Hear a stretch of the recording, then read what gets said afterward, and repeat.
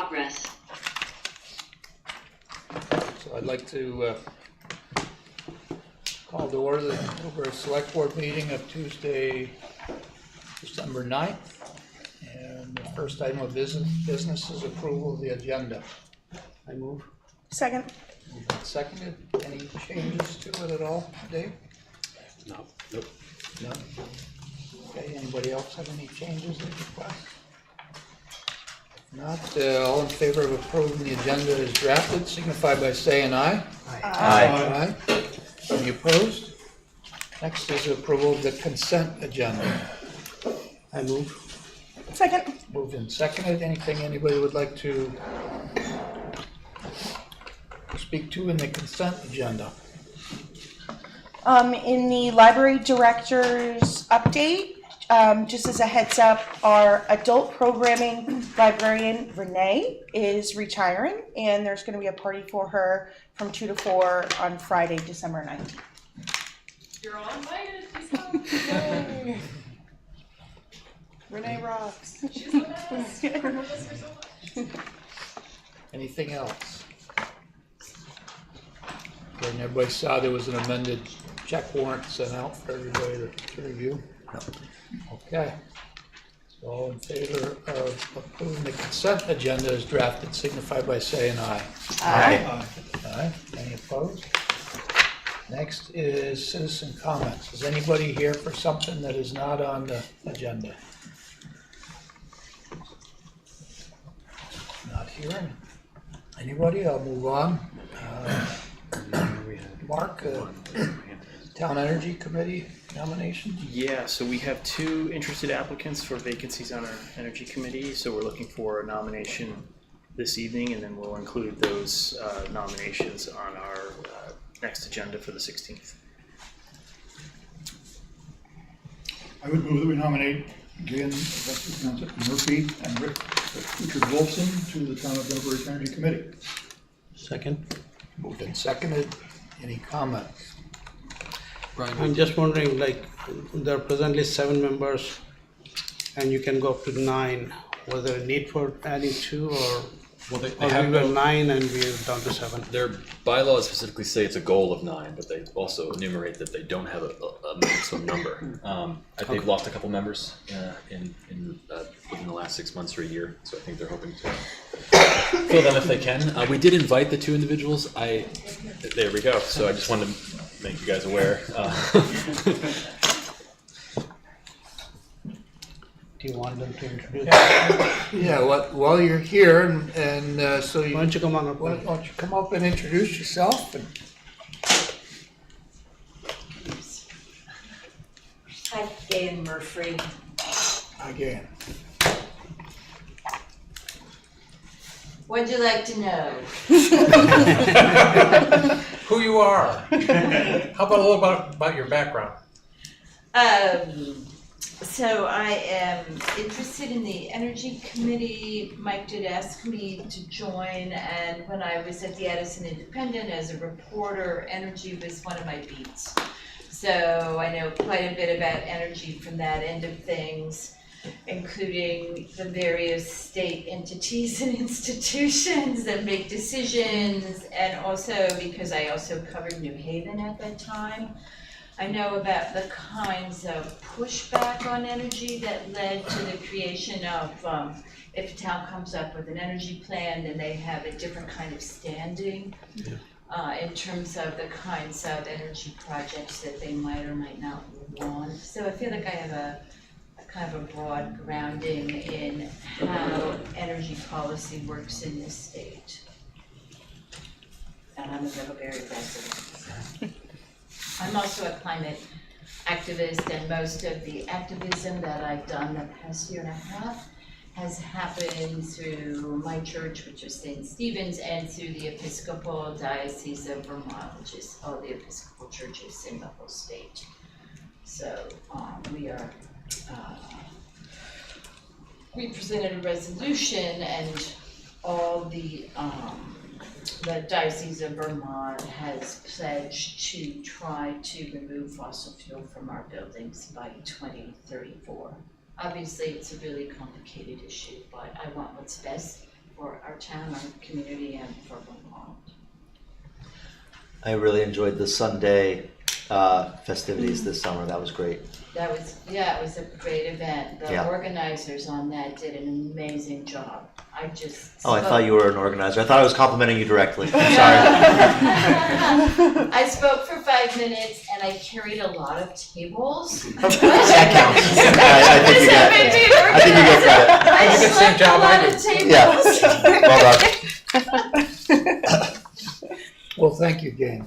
Thank you. Thank you. And Richard?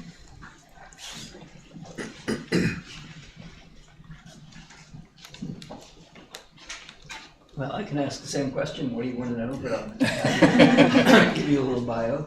I'm Rich Wolfson. I taught physics and environmental studies at the college for 44 years. One of my specialties was energy. I've written several books. One explicitly, which Alice has a copy of with her, is a textbook about energy and environment and climate. And most of my energy outreach has been either through the college or more on the national level, where I'm a member of the American Physics or Physical Society, and I was nominated to that for my energy outreach activities. I haven't actually served on a town energy committee because for 25 years when I lived in Weybridge, I was on the planning commission there, many of those years as chair. So I have that sense of how municipal things work, and that's unrelated to energy. But I've also overseen the installation personally of 4 solar energy systems, 1 hot water at my house in Weybridge and 3 photovoltaic systems. For another Middlebury institution, since you mentioned religious institutions, I'm a founding member of the Champlain Valley Unitarian Universalist Society. First meeting of it was in my house when we were organizing it, and we've been very active in energy issues also. So I'm pretty fluent in energy. Some of you may have seen an article I had in the at A&E just a few months ago about heat pumps, for example. And I lecture quite regularly on topics like heat pumps and photovoltaics and other energy issues. So here I am, and I'd be happy to serve you if you would have me. I'm lucky to have you. Yes, we are. Professor, wasn't one of your great achievements working for the learning company, doing an online course in physics? The teaching company. Teaching company. It's now called the Great Courses, and I have Yeah. 6 courses with them. 6 of them? Yes, none is explicitly on energy, but because they're physics, Right. there's a lot of energy involved in Well, them. when I moved to Middlebury 20 years ago, I was watching the course you did on physics, the physics of everyday life or something like that. Yeah. So I saw that, and then I moved here, and I was shocked that you were here in town. It's nice, shocked. It's nice to finally see you in person. I enjoyed the course. I do a lot of them. So. Well, thank you, Richard. Okay, I go by Rich. Rich? Okay. Thank you. All right, so we have a nomination and a second. And, are there any need for comments? All in favor, signify by saying aye. Aye. Aye. Any opposed? All right, and with that, I'm going to turn it over to Mark to walk us through the budget. Okay, great. Fiscal 27, it's already here, and I wanted to just start off by thanking the staff and all of the board members here.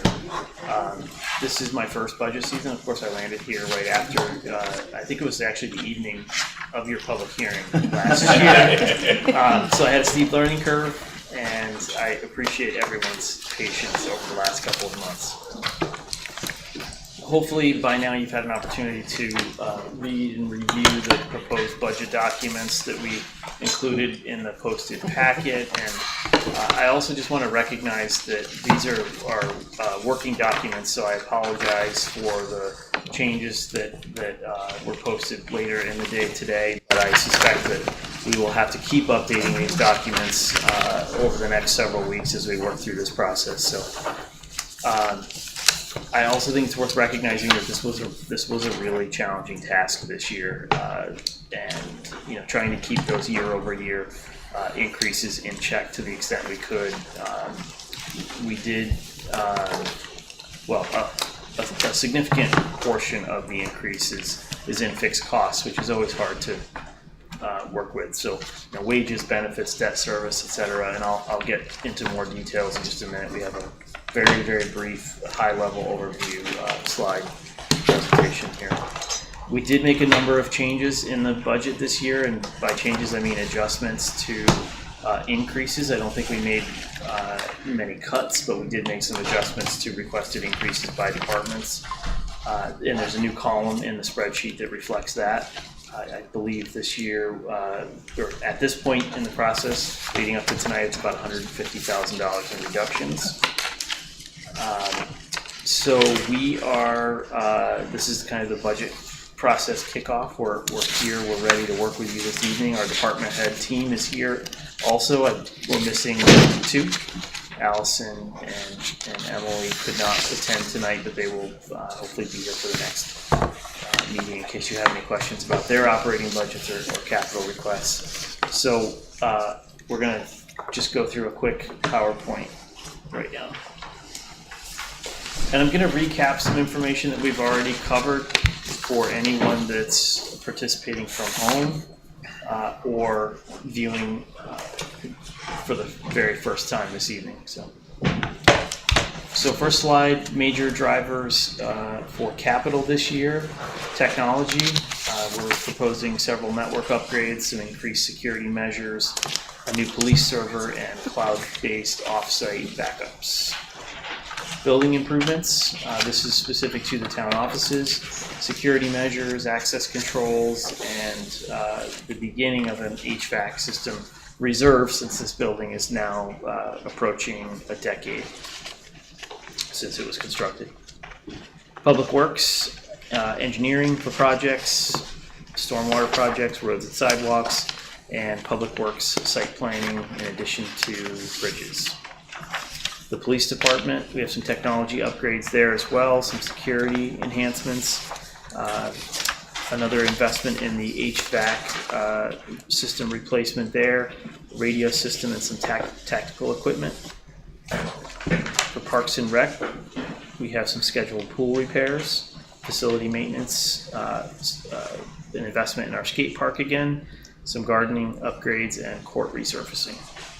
And then just a few special initiatives, disaster resiliency, energy efficiency, and public space security. On the general fund side, we have a few new initiatives that you'll hear more about as we get through this process. An online permitting software system for our planning and development department, and updated parcel maps for our assessing department. Wages and benefits, another annual driver for us here. Bargained wage increases. This was the first year in a new 3-year collective bargaining agreement that we'll discuss later in the evening. Some salary adjustments, and then increased benefits costs. And even though the increase is modest, it's still a significant number. So. Public safety and public works, patrol staffing and overtime, and increased maintenance costs. The Eelsley Library, we're all very excited about it, but we also have the new debt service payment principal and interest this year coming online. And then technology, some investments in IT equipment and security, and capital investments I only have on here because it's again part of our general fund, but we've already covered those. So. Next slide. General fund revenues. So staff reviewed and made several adjustments to revenue lines wherever it was appropriate to do so. And this current draft that you have in front of you this evening assumes a local option tax collection of around $1.3 million, $1,350,000, and then also a level funded additional transfer from your local option taxes of $256,264. And overall, we're expecting general fund revenues to increase by $1,976,751.66 in the coming year. On the expenditure side, again, in an effort to minimize increases in this coming year, we made several adjustments, and they're all noted in column J on your handouts. And the current draft shows an expected overall general fund increase of the same $1,976,751.66 over fiscal 26, which is a 13.59% increase. And for context, and I only included this in there because I think it's really important when we're comparing previous years to this current year. When you pull out the debt service payment for the library bond and any costs associated with the newer facility, and you pull out the donation as well from the college to help fund that, the actual increase year over year is 5.85%. So we're in the ballpark of where we've been in previous years. The last 2 years, fiscal 25 was 5.33% and fiscal 26 was 6.9%. So the debt service payment and increased expansion-related operating expenses are up about 8% of that 13.59% increase. So the tax rate estimate, our municipal tax rate, including voted exemptions in the fire equipment fund, is 1.0783, or an increase of 0.1484 over fiscal 26, or 15.96%. And the estimated amount to be raised in taxes is $10,976,253. And last year's number is just right there beside it, $9,162,148.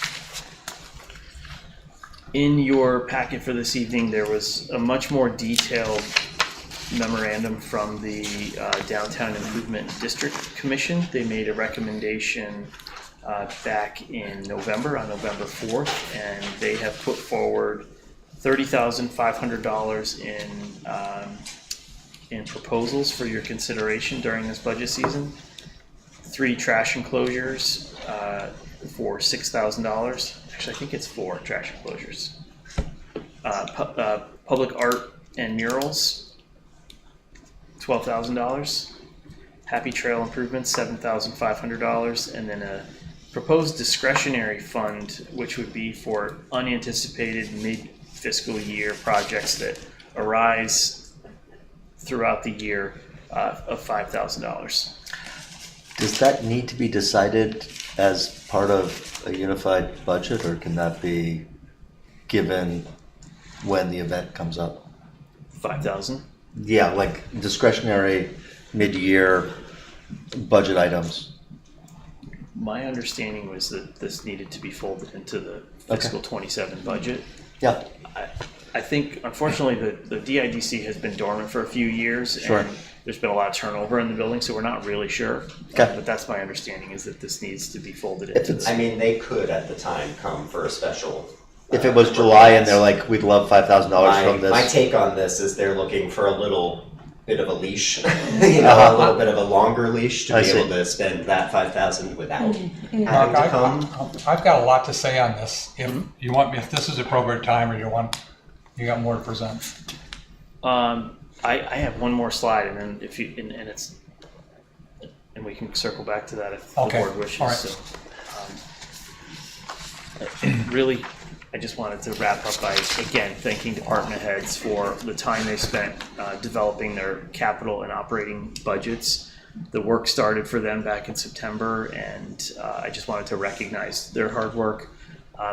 I also wanted to take a moment to mention the board and commission volunteers. Some of the budget lines in here belong to boards and committees, and without these 16 active volunteer committees, we couldn't accomplish the work that we do every year. So I think it's worth mentioning them and thanking them, and also your time. I know you probably spent the weekend reviewing this budget proposal, and you'll be working with us for the next several weeks. So I just wanted to say thank you to everyone. This is a group effort. So, and that's it. That's all I have.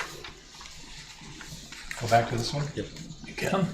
Okay, and obviously it's a small part of the budget and it's taxes collected separately. And so, first of all, I'm gonna throw myself under the bus. I missed this meeting and I've been trying to circle back and talk to them about this because I have just a couple of minor concerns. Because it's being done differently now, and I just wanted to bring these up. Typically, over the years, and I don't know where the confusion came from on this, but typically over the years, I know I read the ordinance 100 times, and 15% of the taxes paid goes to the BMP. But I think it's been $15,000 that they've been given to the BMP and not 15%. We did update that in the ordinance when we renewed it. Okay, so we've been consistently giving 15,000, then 10,000 has been going to the town and not 10% to maintain the projects that we've already done. So that left to about $12,000 a year to do that we've distributed. It's obviously with it being 15% and 10%, that gives us about 30,000 or close to 30,000 to distribute, which they have ponied up for here. So it's a whole different game now. I didn't have, listening to the tape of the meeting, and I want to circle back to them in the next meeting. There's some things in here that I'm somewhat uncomfortable with and they're small. They're very small numbers. But the public arts and murals, they're actually looking at a $10,000 project, but they want $12,000, and then they're going to carry it. Somebody's going to carry it over possibly to the next year, the next art project, which I don't think. I think what they do is they do the art project, and we give them money to do the art project.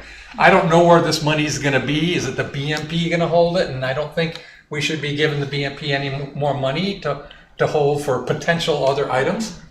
I'm also have just a little concern of the discretionary funds. We've never used discretionary funds before. Where's that going to sit? Is that going to go to the BMP, or are they going to do it? We're giving them money, so we've never had that kind of money, and we as a select board are responsible for approving everything that they do. So it doesn't.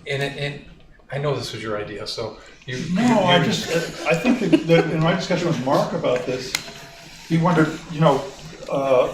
isn't this just like any other department that has a budget? This is their proposed budget, and when they come to propose an expenditure, they've got to come like the department head would, and the town controls the money. It doesn't. Okay. Isn't But I've never. around.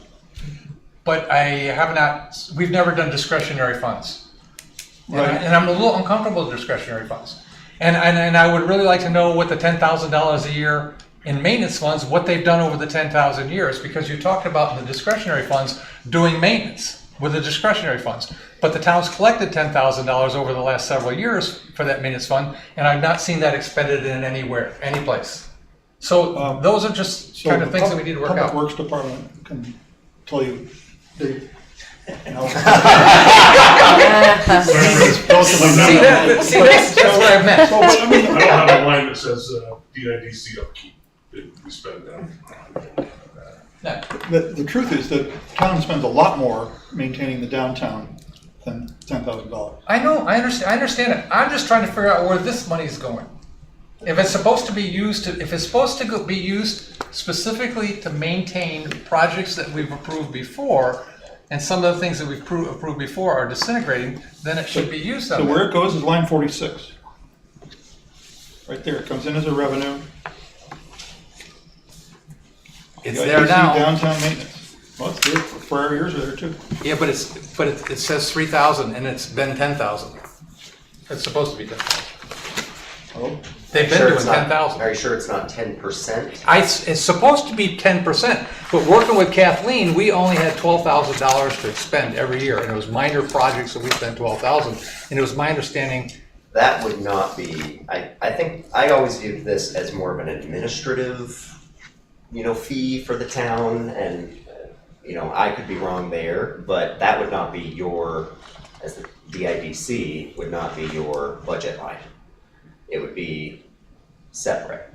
And I think because of the years of inactivity, there's just been, kind of a lapse there. But I always viewed that as more of a reimbursement to the town for admin type things, maybe something that goes to these projects that wouldn't have been directly paid for by the DIDC. I didn't ever view that as your operating budget.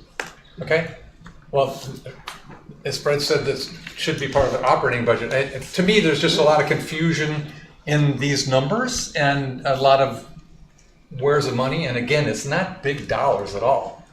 But, and these projects are really great projects. I mean, we really need and want to do those. They did put the Happy Trails improvements in there as one thing we kind of punted on as a select board. And they circled around and it's back to us again to approve. But I think what we punted on was the 50,000. full extent of it going up onto the childcare property, which we don't own. we punted on a dollar amount that we didn't want to fund.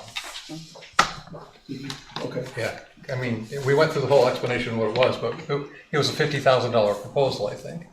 So From the conservation fund? Malt. Malt. From Mall. This was- Right, Malt. from the From conservation. Oh, from the fund. conservation. Was Conservation, to that's right. ask for 50,000, and the DIDC wants to do something less expensive, not handicapped accessible necessarily, but on the portion that the town already owns, improve the entrance, improve the signage to it, open it up a bit so it doesn't feel like you're walking into the thicket and you don't know who's living in there or whatever. So, I think they have a different idea for it than Malt. It's more affordable. I think this is just a down payment for them to, Malt's gonna have to come up with the rest of the money in some other way, contributions, so. I think Malt's talking about a totally different thing, and the portion that they're talking about has a lot more topography to deal with and making it handicapped That accessible. wasn't evident in this meeting. This is not Yeah. that kind of money. Okay. Those are just some concerns I have. I mean, I think that we can sort it out in the DIDC. We've got another meeting to go before this, and then approval of the final budget. But so we'll work it out. We're trying to get a date on the calendar now. Pardon? We're trying to get a date on the calendar now. Okay.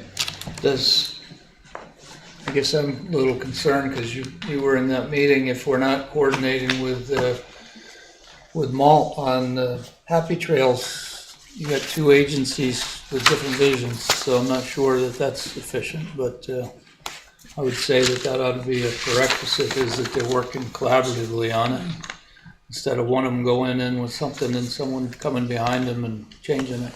Seems like a waste of money.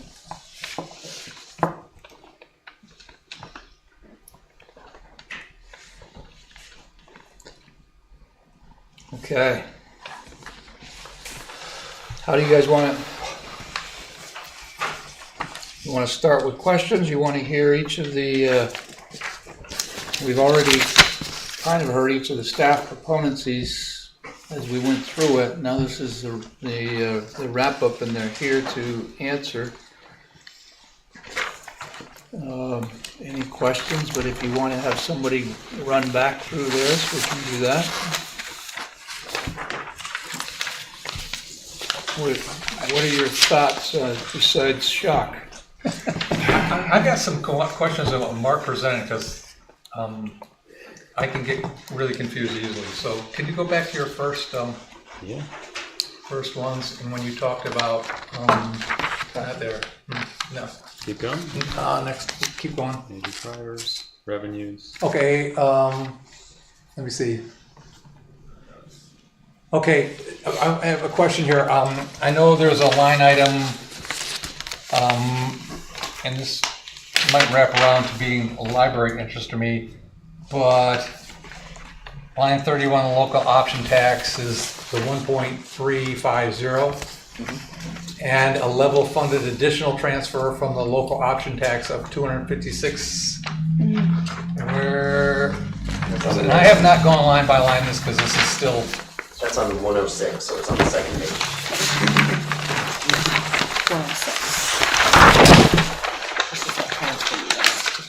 106. Additional transfer of the local option tax.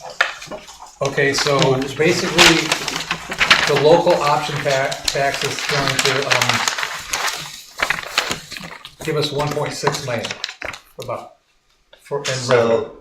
So there's the local option tax revenues that we Right. can expect in a given year, and Right. that's the 1.35. Right. And then there's all of the excess that, how we handled it in the past, we kind of accumulated this excess. And Yes, so so we have what, about $3 million in it? it's 2.2. Okay.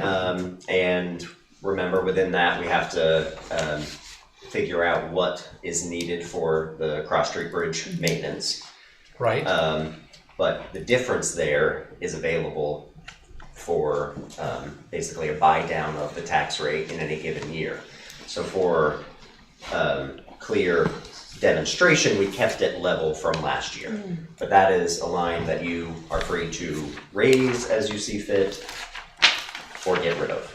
Okay, and we're putting $20,000 a year for the bridge maintenance. Is that what we're setting aside now in capital improvement fund? I think that's a new. Yeah, it's a new line. Separate. Those are account different for bridges. Other bridges. Other Not- bridges, got it. yeah. There needs to be, in my opinion, a capital improvement budget line item that nails down what we're planning to do for capital maintenance of and we can say that that money comes from the local option tax source, but right now there's no line item for that. Line item for, I'm sorry, which? Maintenance of the Cross Street Bridge. There is a Where- line item for Cross Street Bridge. It's not in the capital budget, it's not in here. It might not be on the current capital budget, but it is on the overall master list. Like, it might not have a yearly allocation because there hasn't been one needed in a long So time. there's just a balance, an amount. There's a balance that's been sitting there, What's that? 2.2 million. For Cross Street maintenance? That's the Correct. same. That's the whole local option. Right. It's historically called the Cross Street Bridge. We're trying to, We're planning to spend 2.2 million on maintenance of it. correct, That's that's why why we're- there's an excess. Yeah, okay, Right. so let's break out the actual maintenance part and know how much we have. And Fred, to answer that maintenance part, Emily just finished up with the engineers that have drafted a maintenance plan for us.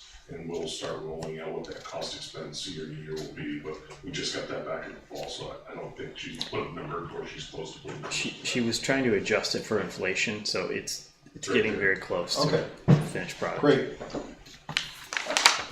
I think the ideal would be that Cross Street Bridge becomes just for that maintenance Yeah. piece. And then whatever is decided as excess, then you figure out what to do with that, whether it gets transferred as part of the library, or how you want to use it, to very distinctly make that clear. So I have a question about you have more? I've got a different one, but you can go. On line 114, you have this thing called a budgeted deficit. And it interestingly covers around 430,000 consistently. My belief, and please correct me, is that this is money from the general fund, not local option tax, Correct. but other general fund balance money Correct. that is available to be transferred and to help balance things. There, Why do we call it a budgeted deficit? Wouldn't it be nicer to call our budget balance and just like the local option say it's a transfer from the general fund balance? well, you're talking about the general fund, so you wouldn't be transferring from anywhere. And to draw down your fund balance in the general fund, it would rely on a deficit. And so, I mean, we can think of it that But we way. have the money there to draw from, so we're not really creating a deficit. The money's It's a there. deficit on the operating budget, yes. I mean, if you're drawing down from your savings and you're saying, well, we don't need. But I still have money in my savings account. It's not like I'm But going reducing it, overdraft. Fred, Wait, can you just, for those of us who are new, explain in layman's terms what the budgeted deficit is? So, more money spent than we plan to raise in taxes. And so historically, whether that came from a fund balance line that was intended to be used over a certain number of years, or if it was a prior year surplus that was rolled, I don't know where that 434 line comes from. I've kept it flat. What I do know is for my tenure, we have tried and failed to actually draw down that fund balance. Now, I'm not saying we have millions of dollars in there, but historically, we budgeted for revenues very, very conservatively. And so even though we would budget for this deficit, they came in so strong that it wasn't realized in reality. We still raised enough to cover it. So we have done a lot of right sizing on both sides of the equation, revenue and expense. My forward guidance, my forward guidance has been that because of that, we are more likely to start realizing those deficits and to be on the lookout for that as well. Sorry, just to make you repeat that, because you've become less conservative in revenue forecast. Specifically. So it's more likely that we will have an operating deficit in this year than in prior years. Yes. Where we've actually had a surplus, even though you've projected a deficit. Right, and I'm not saying that that's going away. Our option tax money Could be very strong. has continued to come in stronger than last year, which had not been anticipated given a lot of things. But so there's no guarantee either way. But we continue to just see very strong miscellaneous revenues. Yeah. What is our surplus that we're carrying right now, Nick? Well, and that relies on figuring out what surplus is truly available to be used, because you want to have an operating. If you went back to the end of the last fiscal year, what did we carry forward at that? Because by now that should be closed out. Pretty good. Yeah, I think it was just about 1.5 or so million. There's some lack of grokking here on the select board, so I'm going to try it one more time.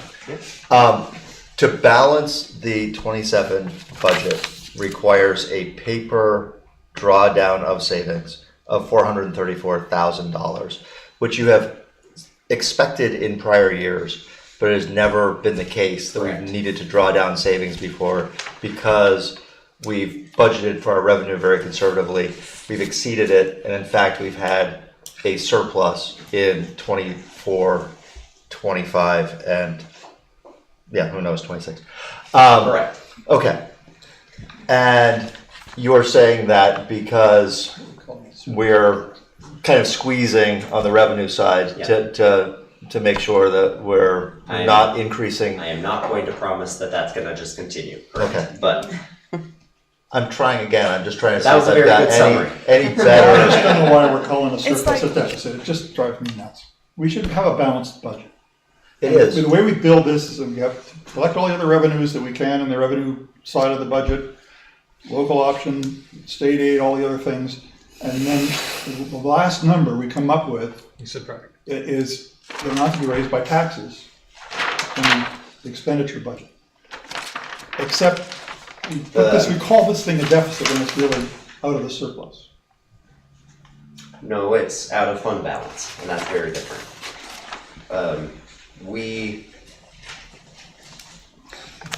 Other towns will sometimes call it prior year surplus. Yeah.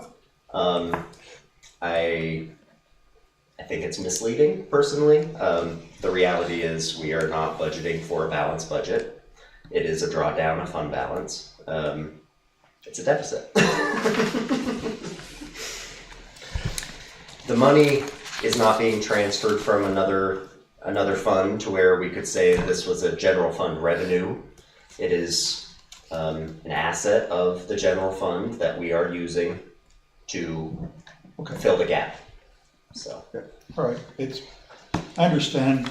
I'm glad we have the money. It's not an actual operating deficit. Unless it is. Can I just to really make sure I understand Yes. this? So the negative numbers is what we expected we would have to take from our savings to cover our expenses.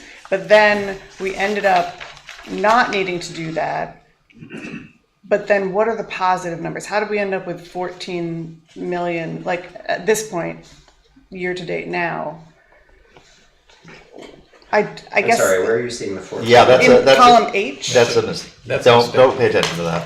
what is, So, we are not able, That includes school money. we are not able to accrue for the school payments. It's a flaw of NEMRIC. There are many. And so I would have to make a manual adjustment. It would change, it would be hard to do. So yeah, the year to date in the current year is gross of what we owe the school district. So it screws up our entire, okay, yeah, that's super confusing. Yeah. That's, okay, so don't look behind door number H. you could, Essentially, you what, could lower it by roughly 8 million and it would be a guess, but also that's a guess. Yeah, But column F, the 134,000 reflects what we actually ended up Right, we in exceeded. the year. surplus. Instead of a deficit, we had a surplus of 134 that, Right, for this transfer from the assets. a difference of $560,000 in unanticipated revenue for fiscal year 25. meaning that $134,000 went back into our savings account on top of what we didn't spend that we thought we were gonna spend before. Okay, thank you. Yes, well done. Yep, yeah, got it. And we've actually budgeted, we've called it different things. Kathleen would call it, I think I'd seen prior year surplus. prior year at one surplus or point. something like that, and so. My it's part of- concern with language that just kind of, just makes it sound a little better is that we all get confused and then the reality is harder to track. And calling it a deficit, it is what it is. And we all understood what that meant. And I think that's a good thing.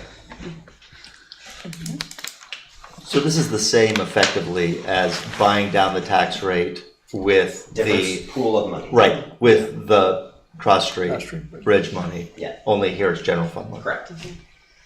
And one of the things we could do to clean up the Cross Street Bridge local option tax is to transfer that to the general fund and then raise that amount. Yeah. The deficit amount, so it's in one line. Yeah. There's a few different ways we could clean that up, just to get understanding on the same page and whatnot, that's one of them. We started that discussion last year. And you can say that, well, this helps to, it's an asset, so we should, but we're spending a lot on capital improvements and a significant increase this year. And it does make some sense to use savings for capital expenses as opposed to operating things. And you can call it that, but it's all coming in together, and to really track it separately, you'd have to break a lot of things out. I have a bunch of questions about paying for the library. So the debt service for the library is just a little over $1 million, $1,060,000 or so. So Dana's gotten us $6 million in donations. We promised the taxpayers would be paying for $4.5 million of the bond. We were going to pay for another $4 million of the bond with Cross Street Bridge. We didn't get any grants, so now we're actually paying almost a little over $6 million with Cross Street Bridge funds to pay for that debt. How do I track that in this budget? Because I know the local option tax, we've been transferring 1.3 million every year.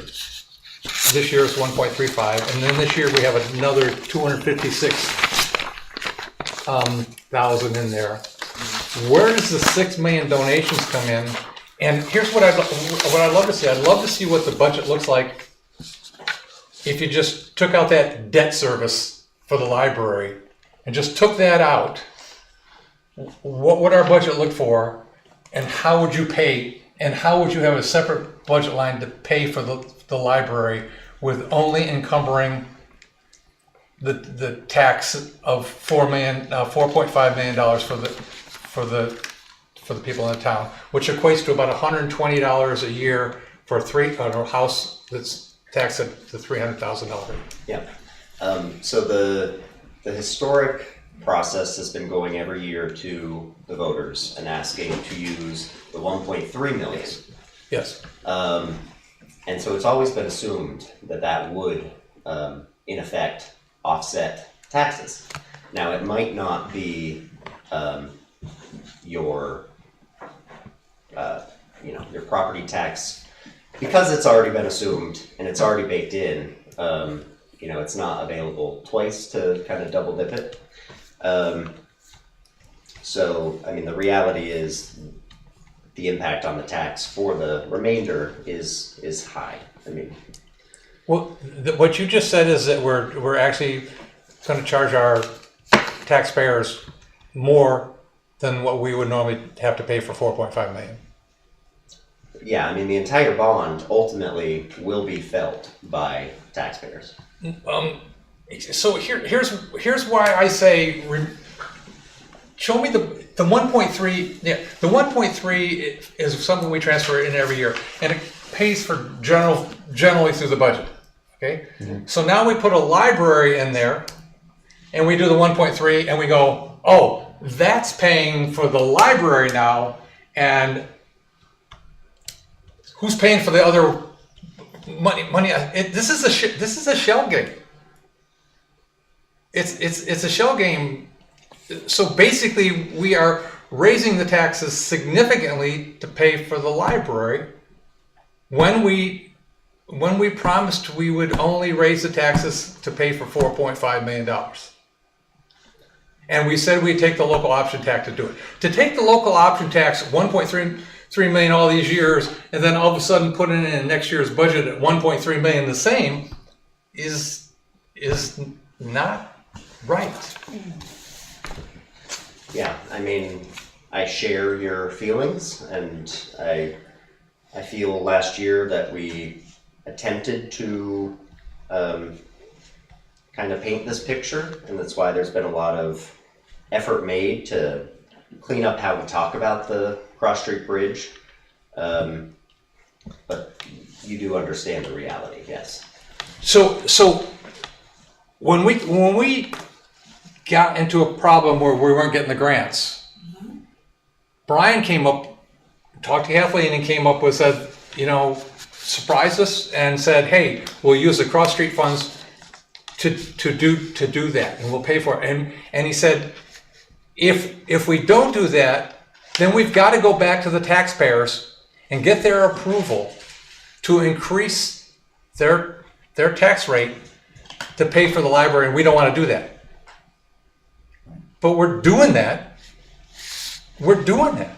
So if you had an accounting, called the library a capital project, which it certainly is, and we changed how we do our capital budget.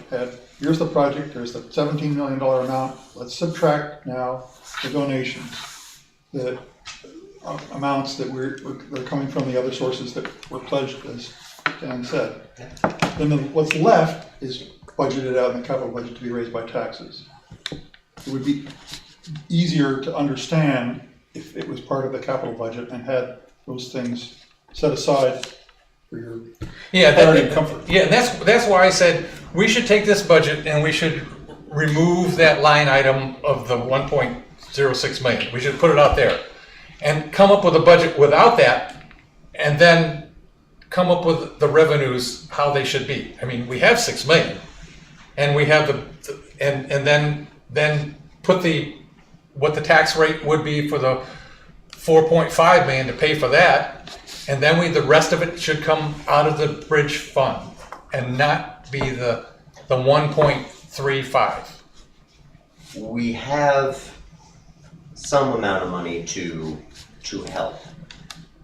If it was the 1 million figure that they had floated for Cross Street Bridge maintenance, there's 1.2 in that pool of funds that could be used the way that I think you're saying. Once. Once. Could be used once. Correct. But yes, I mean, it was always, Well, it's, if we use part of the, if we pay for part of this with, the $6 million, and then we pay for, and we figure out what a 4.5 million tax impact is, that's paying for a majority that would pay for the majority of the buildings. There's about another 7 million we got to account for. So then we pay for the other 7 million. We pay for out of cross street bridge funds year over year, which would probably be like $400,000 more out of the cross street bridge fund. 6 million. We've got $6 million to pay, and then we need a $4.5 million that we need to pay with taxes, and then the cross street bridge pays for the rest. The Cross Street Bridge is being essentially, the local options tax, let's call it. Yeah. Is being used as general funds every year. It has been. That's why I'm saying we'd use it for general funds, but now we need to draw more out of it to pay for this library. We have a total. It was not in general funds before. Well, we transferred it. my whole, Two projects, my but- whole tenure it has been, the local option tax. And actually for, Because why were we voting on local option tax expense? For that political was reasons, not that really was for accounting something, reasons. yeah, I mean, I was told last year that it was more that when the local option tax got voted in, it was for capital projects, and so that We write that. Decision Voted was in, that you voted would for go- the bridge and bridge maintenance. right, so that you would go to the public and request to use it for general capital projects and Right. not. So it's because of what we told the voters in 2008. This is what this local option tax is gonna be for. And so we've gone back to the voters, even though it's actually in accounting, it's in our general fund anyway. And that's just to be respectful of the way it was originally voted. I And I tried realize to come up that, with Fred, some but I'm draft saying- articles for the warning to straighten that out, to say that shall the town, allocate so much for the bridge maintenance and Right. transfer the rest into capital improvements fund or something like that. To try to make that happen, so we wouldn't be voting. The other thing is that in the budget each year, that 1.3 million is in, and then we ask the voters, including the expenditures in the capital budget, and we ask the voters if it's okay to spend that money. We just voted in Article 2 and another article on the Exchange Street sidewalk or PD reuse project or whatever. So I'm hopeful that we can move to clean that up. I think that the history, and it's been difficult in my position to try and explain how it has flowed. I think the history was not ever mislead. I think it was confusion on a lot of people's parts. I understand what Fred's saying in the overall grand picture, but in the short term, we need to show how we're paying for the library, and that people in the town understand is what they're being taxed for what we promised they would be taxed for, and not play a shell game and move things around and have their taxes go up more to pay for the general funds that are not any longer covered by the normal transfer that we make into it. I mean, it's just not right. We need to have something separate. But I think I'm here trying to explain how this works. I know. And it's this confusion that led to, kind of the forecasting to the public, which I do feel was wrong. I mean, we don't have a pool of money out there to pay for this. The Cross Street Bridge has about $1 million, maybe 1.2. I thought you said the Cross Street Bridge Fund had 2.2 million. Right, but I'm saying extra above what I'm being told the maintenance might require. Okay, so, again, with the taxes that we know we're gonna be increased for the library, and with the $6 million we have, we don't need $1.2 million annually from the Cross Street Bridge Fund. We need, I'm gonna take a wild guess of $400,000 more. So, Anything we do not, if we don't take that 1.2, it will hit the tax rate immediately. If that's baked in. The 1.35 is baked in. Right. So there's no, I just think we're still not on the same page here. so I think what Dan is asking for is a sort of a capital project,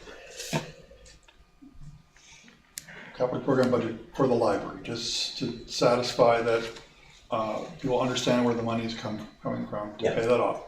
And the amount that's pledged going forward to pay the local option tax portion of the bond needs to be accounted for, so that we subtract that from the local option tax revenues, and that should be another kind of worksheet. Here's how the local option tax really works. You pledged it for the bridge, pledged it for the library, and here's how much we have available to transfer. So aren't over subscribing, planning on those funds.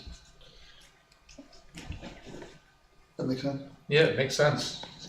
But we need something clear in the budget to show the taxpayers that we're doing what we promised them to do. If not, I'm committed that we've got to do that. And I don't know what impact it'll have on other things, but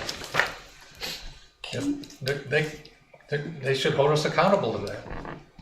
Can you clarify what was the misunderstanding that led to this number not being correct, the 4.5 million that the taxpayers were going to be responsible for? Like, I don't understand, or what changed, or how did we end up getting that so wrong? I think that essentially there's been a double dipping into those local option tax monies.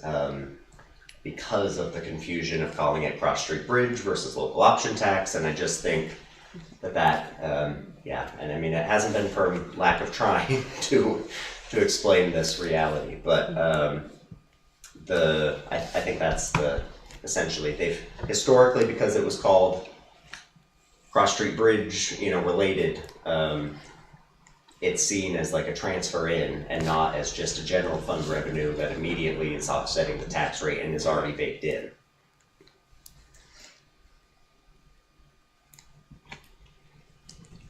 I'm just surprised as well. I didn't. I know. We as the Ilsley 100 team went ahead with a plan on how to do this, approved by the the town manager, and went before the voting members of this town and the taxpayers and passed something how to pay for this. Well, and I tried to bring this up last year. It started, and I knew this year was going to be the crunch year, and I knew the magic didn't work last year, and it's certainly not going to work this year. So let's have a project account sheet for the library that shows the projected bond payments, shows how much local auction revenue is coming in, that shows that it can be paid for. Because I think the money is there. I think the money's there. But it's just not clear to people, and you call it double dipping, which is a scare word. Yeah, I thought the understanding was that it's a portion of the bond is being paid back from the local option, Right. from the revenues, from the future revenues the local option tax will generate over the 20-year life of the bond, right? Right. And that's what you're. And we can say that, but if I make it flow in that way, you're going to see your budgeted deficit go up, or the tax rate's going to go up anyway. It's paying from your left hand instead of your right. And I feel personally that I screamed from the rafters that last year, and I know internally that has been known. And I feel many select board members knew that, but I found this very confusing. I was persuaded this wasn't double dipping.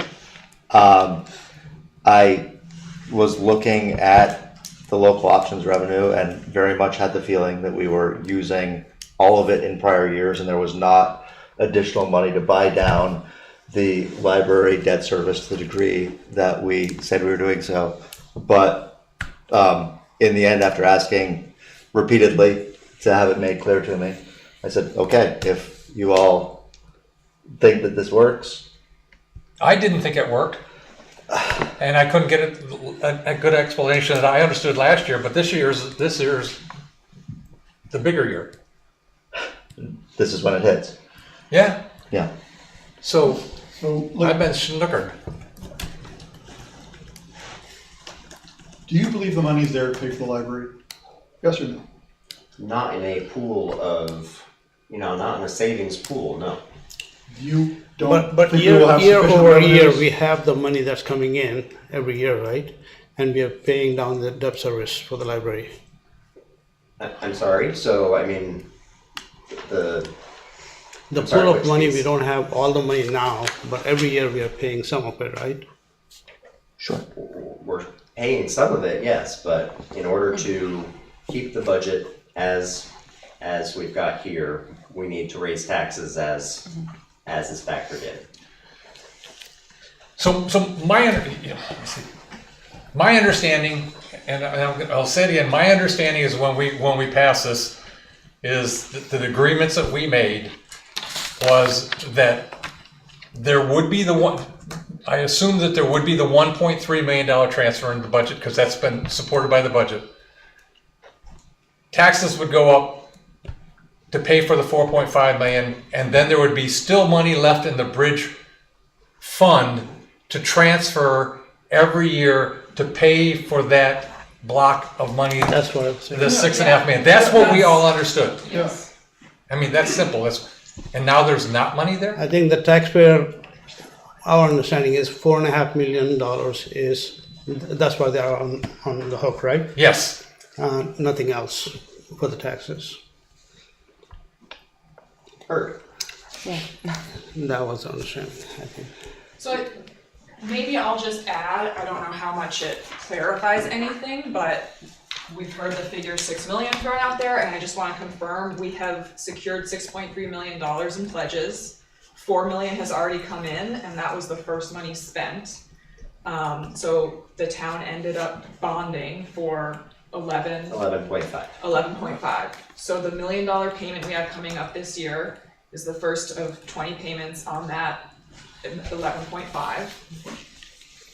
I feel like it's also worth repeating that we're receiving an annual gift from the college towards that $1 million. So it's not 100% on the taxpayer.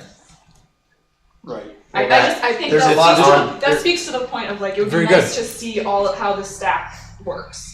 The college gift is also on this spreadsheet. Right. What's on the spreadsheet where? Like I said, it's early in the game to go line by line. No, so college gift, Ilsley 100, line 99.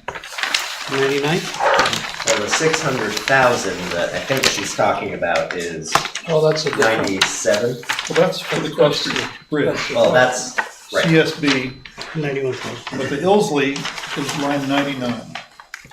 That's for the $1 million Right. debt service over 20 years. Okay, I'm sorry. I thought you were talking about the 600,000. Yeah. Okay. Well, my concern is just that we're not putting it out there that of the $1 million that's getting paid this year, 100% is coming from property taxes. We know at least there is that coming from college, and there should be. What is But that? but That's that too $90,000 a year? Is factored in here. $91,000 a year? From the That college. is this. It's factored into the jumble of the whole thing. We need to separate this stuff out and have line by line how you're paying for this.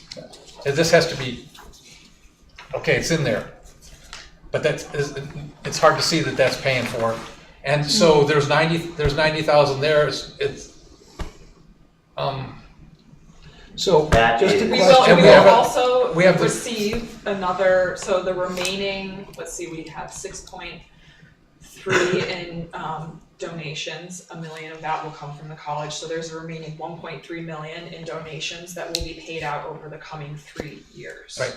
So that will be revenue for the town, but again, it'll be general revenue, for, you know, I don't know how. I mean, that would go immediately toward the capital budget line for Billsley 100, and so that is part of the pie. But the reality is, what we've tried in the past, and I use we very loosely because I have not wanted to do this, to call the Cross Street Bridge debt service. I mean, it will affect taxpayers. Can we get where we stand right now? Can we get a breakout of, you know, the revenue that we're generating specifically for the library debt service and the debt service? Can we get that broken out? I mean, and list it to all the things, and then prove to me that the Cross Street Bridge fund can't pay for the difference. For how many years? We've got 1.2 million in surplus. Beyond. No, we have 2.2 million in surplus. Well, no, we have 2.2 million. We have 1.2 Okay. million in surplus. Well, Right? yes. Okay. And we know how much it's increasing every year. No, we take more from it every year to match the revenue from the local option tax. Well, we've got to lay something out to look at this. I mean, I'm not just going to sit here and accept the fact that our taxes are going to go up without. I believe that Mark did the thing you asked, where he took out the college gift and the cost of debt service for the library and said, this is what the budget looks like without this. We did? That was one of the slides. Okay. Yeah, it's right there.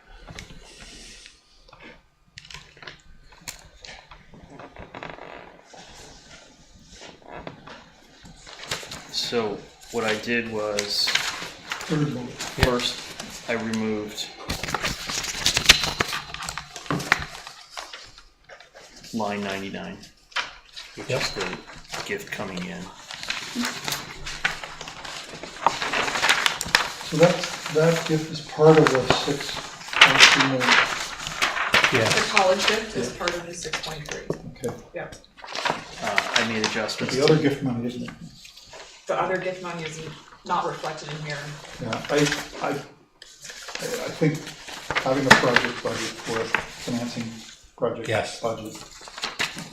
Here's what we estimated total cost is, you know, and what segments we're financing now, and showing the revenue And show us where that's the gonna be deficits are. required Yeah. Show us where the deficits are. to pay it off. Right now, I'm seeing 99 and 106 as two of the ones that you would pull out of there. If you pulled the debt service to the bridge out. 106 is, The money that we said we would put towards the payment of a $4 million extra bond. Is that? I mean, that's Which a is drawdown of about- that 2.2. Yeah, which is about a $4 million bond, we said our payment was gonna be $287,598. I don't know, what was 106?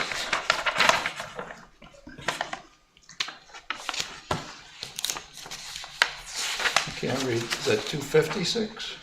106? Yes. Yeah, 256, 264. Yeah, so.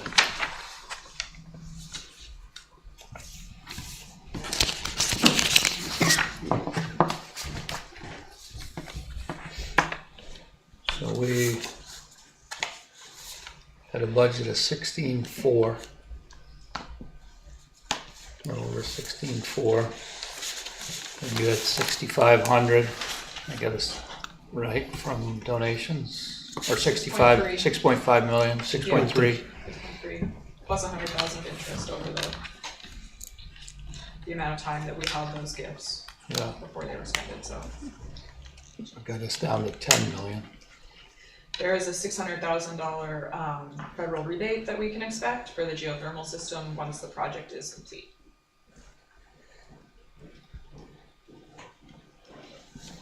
But again, I don't know how, I feel very well equipped to talk to the breakout of how we planned to pay for the $17 million total. I don't know how that translates into the yearly accounting and financing. And neither do we. So I would like it broken out so we can understand that. And forecast out as many years, and and show us that where we're in trouble. Obviously, this year would probably be fine, but maybe not next year.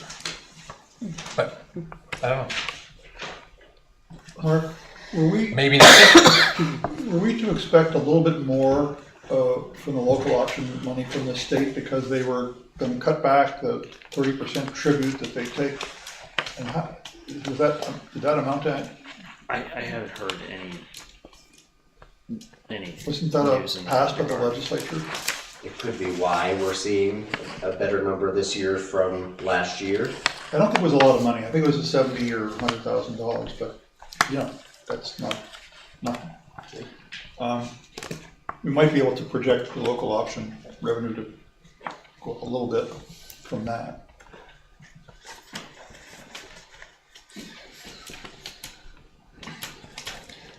So bullet number 3 basically tells us that just what I've said.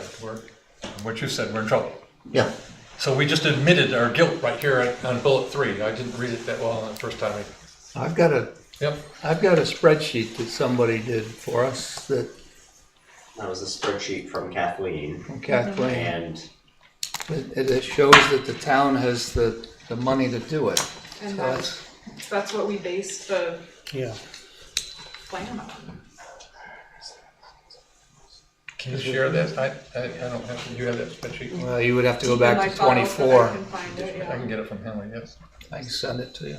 Can you send it to Nick, or do you have that? I have it, and I've tried to get rid of it for the purposes here. Meaning that you don't agree with it?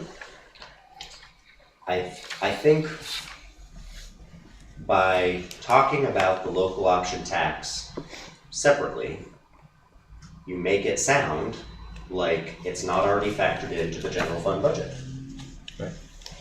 Yeah, it's like we haven't been transferring it every year. But we've been to cover our transferring it costs. every year. Yeah. But now now the transfer is going to only pay for the library. Right, I mean, and that means that everything else is no longer funded. is no longer funded. I mean, that's certainly not a justification for anything. Ta-da. The library debt service is in your area too, so I just think we just need a projection. Can we get what we just asked for? We'll try to work on it this week. Thanks.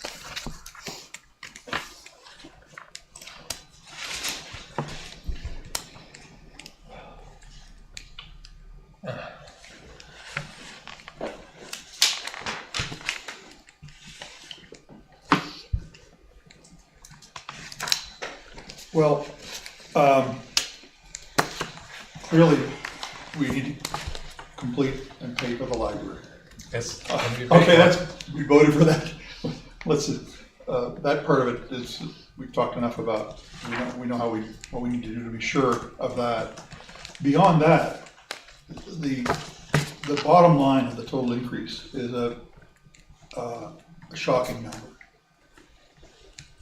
Or will be, I think, to people who are, You talking year over year? well, That number? this percentage change, and the percentage change in the tax rate, and those are numbers that will, 15.96%. yeah.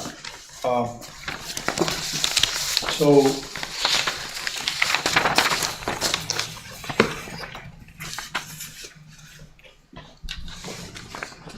So there's no good news here. well, I think you asked for numbers in these major drivers. Mm-hmm. And, some of these,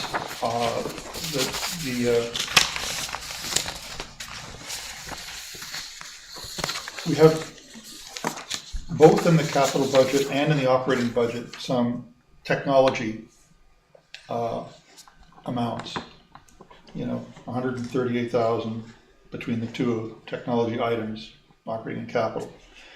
And, some other technology like the permitting software. And, how much of that is annual and how much of it is one time, I guess is what I'd like to kind of understand. Are we going to be paying, 100,000 more each year, every year, the technology upgrades in the municipal building? For the operating line, I would say yes, and that's to certainly have a much better operating system than we currently have. I mean, Drew can talk to that a lot more, obviously, but we're really not operating full functioning, and we've also combined the police department into that line with the rest of the town as well. And the police department, certainly Jason can speak upon the challenges that they've had over there with systems not working. And so we need to professionalize. We're growing so much here, and we need to professionalize the services for our IT. I mean, we're constantly at risk. We've had so many different hackings that have happened, and our systems are down regularly. Our servers are down, and so this is just a way to make sure that we're fully functioning. So. Would that include better accounting software? Unfortunately not. Complimentary on NEMRIC recently, but No. Is that not also yet. archaic and in need of? Yes. Yeah, I had researched several years ago at alternatives, and there are no good ones that are remotely within our reach. They have a stranglehold on the state. I mean, we're talking tens of thousands of dollars more than what we are currently spending for NEMRIC. Because the alternatives that are available to some larger towns, I mean, it's just that they're available to larger towns typically.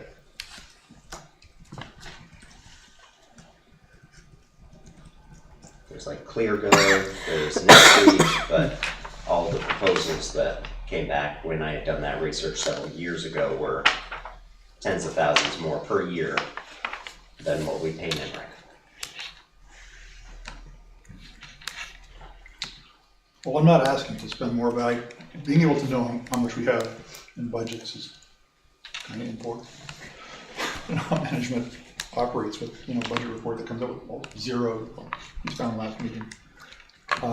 I just picked one topic covering, because it added together, it's one of the large numbers in this.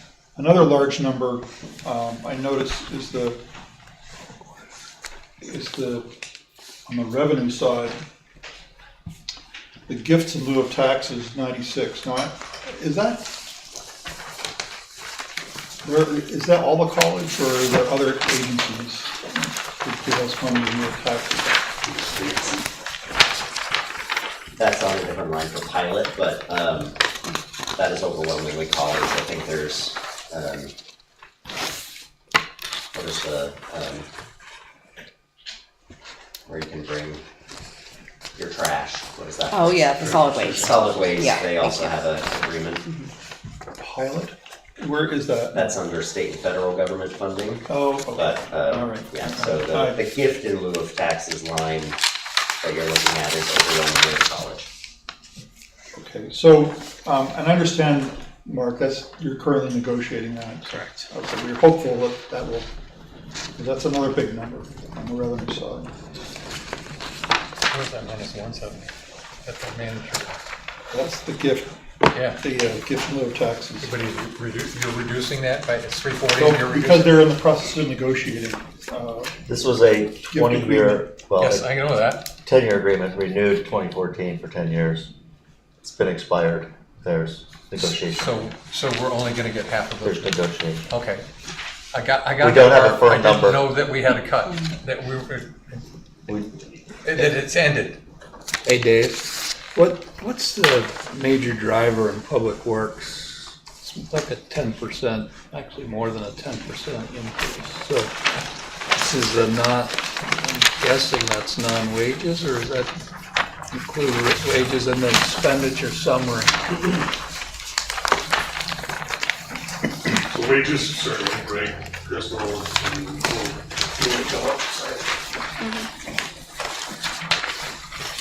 and thanks, Drew. I'm allowed to do it normally, I don't have to move. So certainly wages, right, and then we've seen a huge increase in the salt side of things and water maintenance. So for us, a big driver was salt went from $98 a ton to $113 a ton in just this year, and we budget a certain amount. In years before last winter, we've been really great in that category, and then last year we went over by a couple hundred yards of salt, so we're budgeting the normal amount that we do, which is about 1,600 tons per year. Hopefully, we've started winter about a month earlier than we normally do. In line with that, though, I will say the town crew, and you guys have seen this through the news and the environmental groups looking to reduction of salt, we've really spent a lot of time rolling that back into the equipment to reduce. And great, hopefully people watch this meeting. If you see a change in how much salt's on the road and you think, man, these guys need to put more salt down, it's very intentional that we're trying to come into line with standardization of what the the environmental groups are recommending that we should be putting on the roadways. So we're trying to reduce it on that end, but there was a $13 change immediately on, I think it was almost a $30,000 up just on the normal salt usage. Sand is the same thing, not as much of a change, but certainly sand is becoming harder to source for us, so it's costing us more. That can be applied to the roads, and it's a $30,000 a year, it's just sand that goes back down. And then we come back and ditch it out of the ditches, and we pay for the fuel to do that, and find a place to get rid of it, and then we do that all over again each and every year. So I think those are the biggest triggers. Your traffic lights you were looking to do Traffic a lot of lights, work on. that's great. Yeah. I didn't go to that. So traffic lights, in all of our traffic lights, in overhaul generally, we're overspending budget line items. We can go to my section here. 494. That is wicked helpful, Fred. It's up 22,000. Yeah. The transfer to the equipment fund of 35,898. Yeah. So that's a big. You bought more equipment. Well, this is future buy. We have to remember, right? Yes. This is not what I bought or we're buying. This is future purchasing. So when we look at the replacement of in the next couple of years, and Emily and I spent a lot of time with this, the grader, for example, of the next purchase for us. I think the purchase price, Emily's formula, and the formula has historically been in the equipment fund was purchase price plus inflation cost. We've seen what inflation costs have done. They have not stayed in line with that. So I think we paid $250,000 or $280,000 for that grader when we bought it. It's coming due. It's closer to $500,000 piece of equipment, and we were budgeting $350,000 originally, and that's what that projection was looking like over year carrying through the equipment fund. So that annual transfer that we do into the equipment fund was accounting for percentage of each, right? And Emily's, I don't know who built that sheet. I always assume it was Emily because she's super smart and does that great stuff for us. But so we were accounting for a $350,000 expenditure. When we talk to our vendors, they're telling us it's probably going to be closer to $400,000 to $500,000 by the time we purchase that in 2 years. Same goes for a tandem dump truck. So the next truck that we replace is a tandem axle dump truck. We were budgeting $240,000, $250,000. That truck will be closer to $300,000 by the time we purchase that in FY27. So those drivers are now being made up in that equipment fund transfer to have the money in the bank when the time comes to make those purchases, which requires a larger budget when those equipment line item transfers. But we did add an excavator in the equipment fund. Yeah, the excavator worked out pretty well for us because we took some money out of the operational side because we decreased, we haven't hired still, I can say this, I've been here a year today. Yeah. But we haven't hired a contractor once since that time. And Wow. we even reduced that further with the excavator on the normal stuff that they were up But today. part of that's bigger of the water fund anyway. So part of that came out of the water fund, part of that came out of the water operational fund where we kind of moved portions of what we've normally paid for contracted services into that. And again, this number is a reflection of future costs associated with the equipment fund, not past costs. And that fund, we spent, and I did all the purchasing in July, we got that done. We have no more equipment purchases to come from that fund for the rest of this year until we start over as the next fiscal. So this is the future state, and this is really big ups in what those equipment costing are gonna be. We've also come to realize, and that you guys will hear this, it's super, in the future conversations, the infrastructure committee started hearing a little bit about it. The time frame to build trucks is it's over 2 years. So even though we're on this 5 to 7 year life cycle cost analysis for a truck, we may not be seeing that. If we're not purchasing that and signing paperwork to year, say 7, we're not seeing that to year 9. So then our maintenance funds on those pieces of equipment are getting hammered because those trucks we've got one right now that we signed paperwork on it 2 years ago. We won't see that truck till June, and that was after us stomping our feet and going to multiple vendors to look to redo our contract with them and pull out of what we had. And that moved it up 5 months because we were gonna see it to next winter. So we're really seeing those things go together. When those trucks stay on the road longer, our maintenance costs go up. And right now, the lead time for these builders, it's not the trucks themselves, it's the bodies and the plow setups. That's a 2.5 year wait time right now for that equipment. But it kind of drives all that together when we actually go to pay for it. The nice part is they'll let us sign contract, no money, lock in our pricing 2 years prior, and then they eat whatever difference will come over that 2 year time period. So that'll be something we'll look at with you guys in the future. Talk to us about line 500, the biggest number in this set of columns. Line 500. Snow removal. That's salt. You got salt? Salt's a big piece of that. Even though you're cutting back, it's going up? Well, salt went up $13 a ton just to start with. So right there, I think it was an extra $20,000 or $30,000 immediately. Plow blades for maintenance of the repairs, we kind of separated out some of those lines between, as you guys probably know, there's a separate section of the shop of my, not this highway budget, summer winter maintenance, but it's the shop, the repairs to all of the fleet of the town. Some of that stuff was very specifically for plow trucks. We kind of got a line in there that's carrying over into that item. But a lot of that was salt and sand increase year to year. It looks like we're hiring a new buildings and grounds person. Well, we're not hiring, that's a move from one line. So right now when we hired that person, the full funding for the position was funded out of highway because it was a highway position originally. And so Crystal took out from the highway budget, took that money out and we moved it into a separate line so we could watch the difference between Matt's crew that's actually out on the grounds doing the road maintenance and the buildings and grounds people. And then the other part of that is one of Scott's employees was Parks and Rec, kind of moved into the grounds position, which I'm overseeing that position. So that kind of came out of Scott's budget as well. So those are not new numbers, they're just in different areas than you've previously seen them. Right, Crystal? Yeah, Saying that that's correctly? correct. Where did it come out of? So the position that we came to you guys about a while back now, personnel committee, which was a buildings and grounds employee, that was no cost, it was already budgeted for in the highway position. We didn't fill a highway. We lost an employee in highway and we never filled it. So that just got absorbed in this new position, buildings and grounds. The other one was already an employee also, under rec, but it was a buildings and grounds rec employee. So we created a buildings and grounds department, moved both of those positions in. So they're both already funded. It's hard to see reduction because the increases in salaries and benefits went up. Right. Well, we took another position out of there. So you would have seen a larger increase in It's out of those there. It's not. if we had left that one position in there. But, yeah. I did have the Yeah, same yeah. question because I was like, well, Crystal, there's still $70,000 up or something. Did we take that position out? But the rec, if you look at that's- the rec line though, personnel line there, that is a reduction.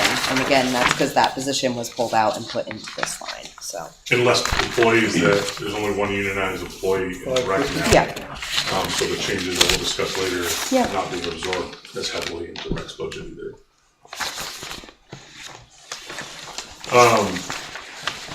So the other ones you talked about, traffic lights and lights. So every time we lose a lot of lights to traffic accidents, and many times our wonderful friends at the police department are able to figure out who those people are, and we do recuperate that money through the insurance companies back. But there's, I would say probably, 25 or 30% of the time it's a hit and run and we never find out who it is. And every time we replace a street light, the lamp post, it's like $8,000 or $9,000. And we do those more than you think. You see them laying around, but it's pretty frequent that we replace So those at lights. that time, the insurance doesn't cover because somebody hit it? It's just we don't have anybody to bill. We don't have, our insurance company, I don't know, Crystal, Our sometimes we do. insurance, yeah, it depends on the cost, of course, right? Because it increases our premiums also, so we have to be thoughtful about that. So we have $1,000 deductible, so it depends on how much more, how much greater it is past that. But we can certainly, and we do bill for insurance whenever we And can. then some of it's replacement of those that just die out. So we've got, half the outlets on Main Street don't work because we've got a dead leg that's fed from Mill Street. That's a huge project that is not being encompassed here, but there's lots of those things that get done to replace. The traffic lights, we have one that's getting refurbed this year. That price was $25,000 just to get that street light from not leaking. Those downtown lights are paid for by the downtown improvement funds money. Well, there, I want my There is 10%. some money we're- Oh, sorry. Yeah, there you go. That's what So, back to that conversation a little bit is, I'm new there, so I certainly don't have a running list of things to say, hey, you guys over at the offices, this seems like a DIDC thing, we should bill $3,000 for that line as opposed to being absorbed by the normal DPW budget. Our crews go out and they fix the things, and unless we know that it's very specifically a piece here or a piece there, Well, the outlets- we kind of absorb that through The lights and DPW outlets budget. were a specific Yeah. downtown grant that we So- leverage with the IDC. Quick examples of those things, but streetlights, there's one left that's on wire, but the control boxes routinely have issues, and we've started coming to a preventive maintenance program with the vendor to identify the places that need to have upgrades done to stay safe, right? Because every time a streetlight goes down, it's a nightmare for everybody, as you can imagine. Because now we've got traffic doing strange things, and we already have traffic issues in town, Middlebury. I'm sure you're all aware of that. So that was the big up there. And some of these lines were just kind of overspending if we look year to date on, we budgeted in 25 per se for snow removal, right? We budgeted 210 and we spent 237. So some of this was trying to bring back in line historical spending versus just continuing to carry those flat while we're actually going over budget on those lines almost every year. So a couple of those lines, if we look back through them, you'll see the ups, and you'll see where, column J, where we sat down with Crystal and Mark and we said, okay, these are big ups, we know we need to do better, but this year we can't do that much better, where can we meet in the middle? And that was where we kind of reduced back. Trees was another one, so we've not done, and the trees are beautifully blossomed and huge, which causes huge issues for the guys doing the work on like sidewalks, right? So all the canopies need to get trimmed back, the parks need to get kind of fixed, and then we worked with the street committee and Chris Ioli to look at what needs to happen there. We had a company come in, Emily put an RFQ out for that work. We didn't get any responses the first time. We kind of had to say, hey, can you respond to our RFQ? We finally got one. The first wag at that, on the cheaper side, it was 25 grand to just start doing, I think, the downtown area specifically. So we need to up that budget to just start doing tree maintenance that has been neglected. There was a couple of years that line actually wasn't even spent because we weren't doing that. So probably my ups and salt were being absorbed by my lack of tree maintenance somewhere else as my bottom line. But we do need to start doing that because it's starting to cause issues across town with the way that we maintain sidewalks and other stuff. You've been here 1 year, you don't have to take responsibility for prior. What other big drivers do we have? Snow removal was the huge one for us, and then Yeah, I think that's the really equipment it. fund. Obviously, payroll and employee dollars are always a driver in these budgets. But. All of the other budgets have a water and sewer amount, but Public Works does not. It's in a different, so it should be in the shop maintenance budget lines, which is under the equipment fund. Okay. I don't know what, Brian, I need you to know the line that was. Come on, I'll let you have your memorized. The equipment fund is not here. Oh, two, so the equipment fund carries some of that shop, it carries all the expenditures for the Public Works building, it carries all the fuel that those guys use. Okay, It that's carries fine. I all don't the need to maintenance. I just, you made out the other departments, their water bills. And We do. We I make really everybody wanted pay. to know what. We water bill- decreased a little bit for the two what water employees. suffering it takes Level to that pay out. the water. Well, Did that help, Brian? It did. I was trying to figure out why it bumped up so much, so. And I will say the salt for us is still a concern, right? We're budgeting that 1,600 yards. If we started a month earlier, then we're really, and with 3 or 4 events that we've had to go out and move snow and salt, we don't usually see that until the end of December, the last couple of years. Last couple of years, it's been pretty late. It's been pretty late. Last year was pretty heavy, but it was pretty late. So if we stay in this consistency throughout, there is concern from us that we may still blow that line, just full transparency here later on. Old timey limit. But we're going off the best data we've got for what we hope to see and what we've seen historically at that kind of 240 mark, which was what we've seen 237 or so. Thanks, guys.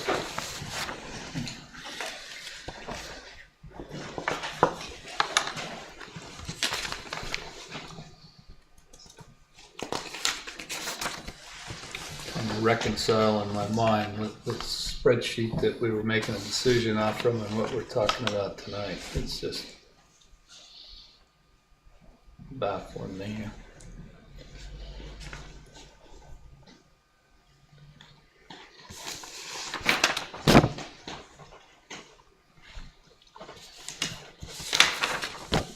So we usually would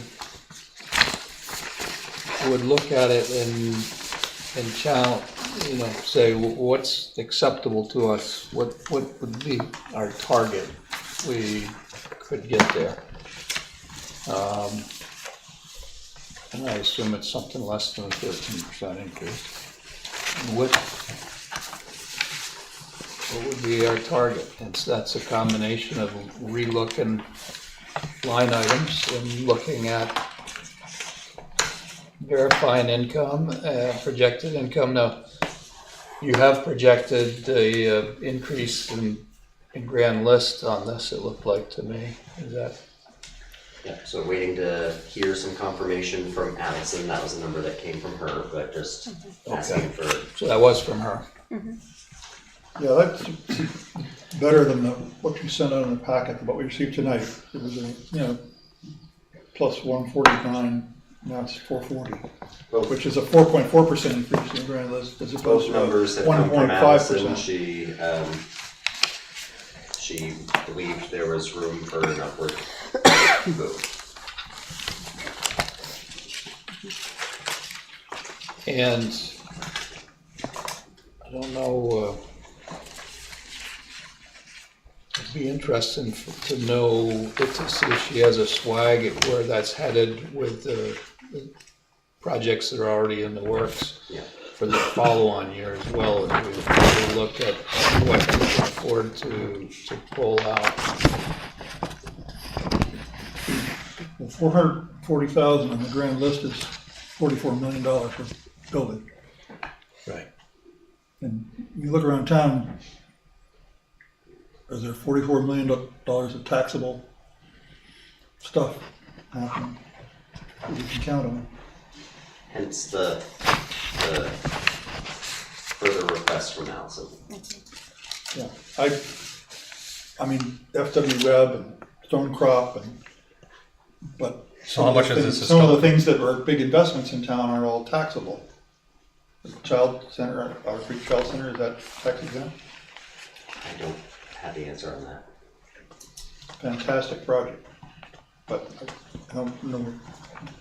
I think they're non-profit. We build a lot of non-profit stuff here. Yeah, libraries. Church edition, Yeah, right. town hall theater. Yeah. We build a lot of them. Well, they approved an apartment building project last night. I heard that. Yep. I don't know if that'll be built by the time we get to 27. Won't be until 27 almost. They won't be breaking ground until the fall of next year, I think.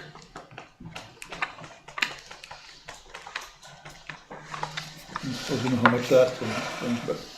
Anyway. So Brian, what do you want from us tonight? Are you looking at the I'm looking at, we need to provide municipal tax rate? Mark and his team some guidance on what we feel, where it moves from here. So right now you're at almost a 15-cent increase. if you took a straight line across the bars, it would come out at about 1.00. So about 0.783 is above that. I think we have to acknowledge the library is a step up that the voters committed to. So I wouldn't say necessarily this should just be on a straight line from prior years, in fairness. But 7 cents, 7.8 cents on the tax rate is, you know what? Well, the library's gonna count for difference. about 4 cents, right? 4.5 cents, I think. So, Library is counting for, I have it in the, I've been finding all my old spreadsheets, give me a second. We had said that the library,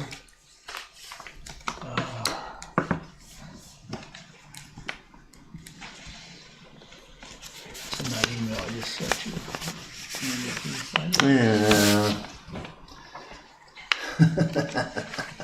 Yeah, it's right here.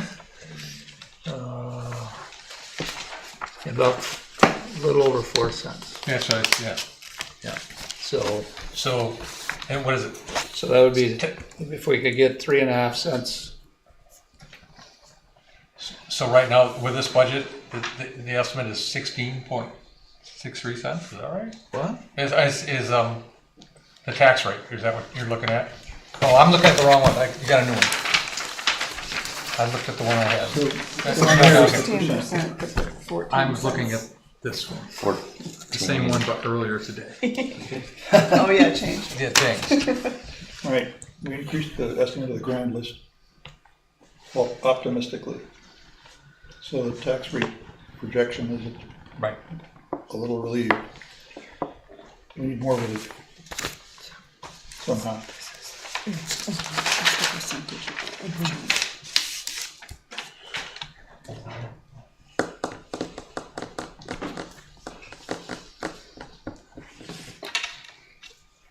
So you're saying a straight line would have been about a buck, Fred? Well, yeah, Did that's you do just calculation? drawing an ink line across the bars there, Yeah. saying that, okay, if that represents inflation over past years continuing at that rate of the past few years, Might what's have to above do- that is about 7.8.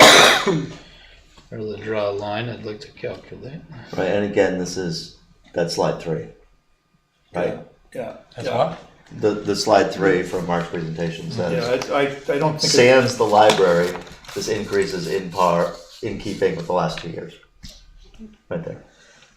Right, 5.85 versus 5.33 and 6.9.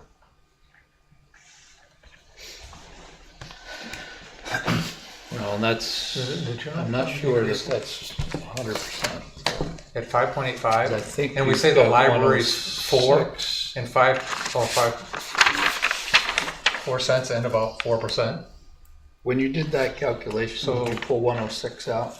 So it's, yeah, 9, yeah, that's Yes, $1. the payment in lieu of taxes from the college. 10%. No, Oh, 106. different one.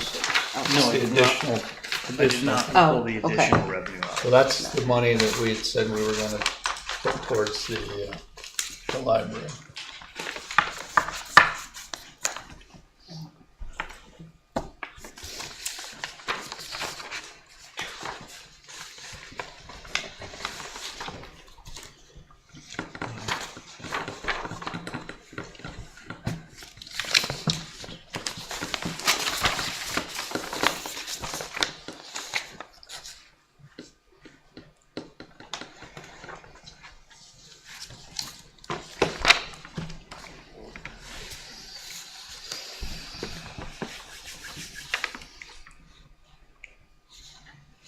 I don't think you can blame this all on the library guys. No, So I think you're, we have to acknowledge it. the library is bumping it some, but this is not a library. It's, because there's money in there that we had said we weren't gonna put towards other projects. That was our project for it. So.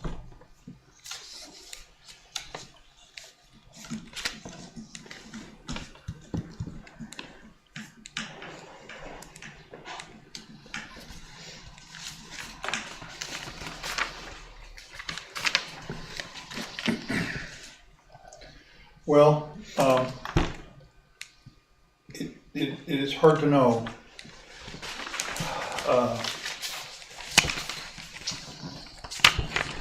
One idea that I've seen select boards use in the past was to ask between the initial budget presentation and subsequent meetings when the overall feeling was the total number was going to have too much sticker shock and they're going to sink the whole ship of budget voting down. They said, well, tell us what you could do if with that increase was only 3 cents instead of 7 cents.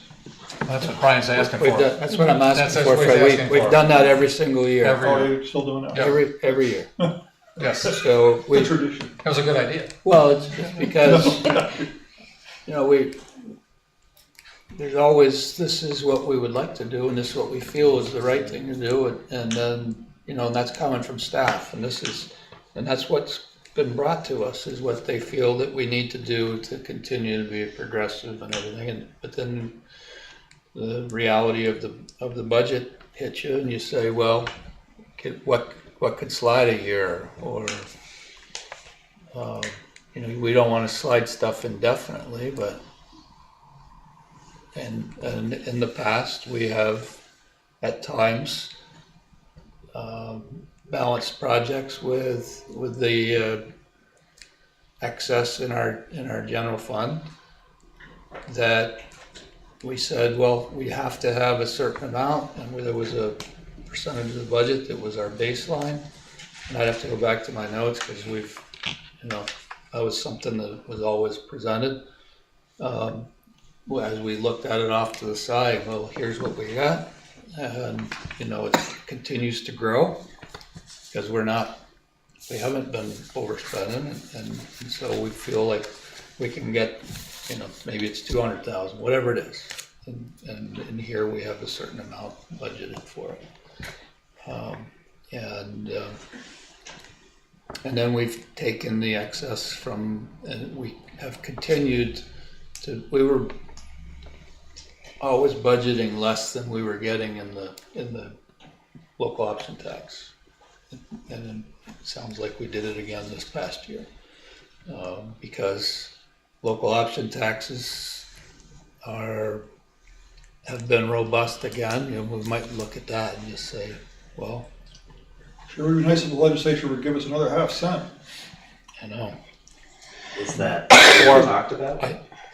Well, the percentage that they would hold less because they take a We take fee of it. 30% of in tribute for us raising that money locally to help the state pay they pay Montpelier, for example, for payment in lieu of taxes because so much of state government is tax exempt in Montpelier. Towns that have local option taxes chafe at having to pay 30% tribute. There was a bill that looked like it was getting some legs to increase our percentage. Dave, you were Yeah, I think that passed. following that It pretty was closely. 30-70 to 25-75. And I think that's what's in the legislature last year. I think that's different. I think what Fred may be alluding to is the larger question of the sales tax ceiling, and that would Well, also be a state that's action. a one penny, and that's that there hasn't been any movement on that. There's a That's bill much that bigger. Representative Burt Brattleboro is proposing to add a gas tax 1 cent to the local option. To all the towns that get local option money would get 1% of gas tax revenues as an adder. If voters in the town voted for that. That would help. It would help the regional centers anyway for the gas station. Those are all good, but they're not going to help. They're not gonna help us tonight. It'd help if they passed by the July.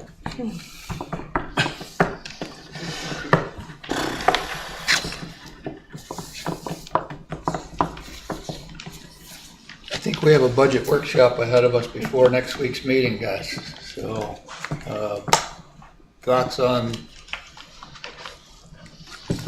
what our target should be.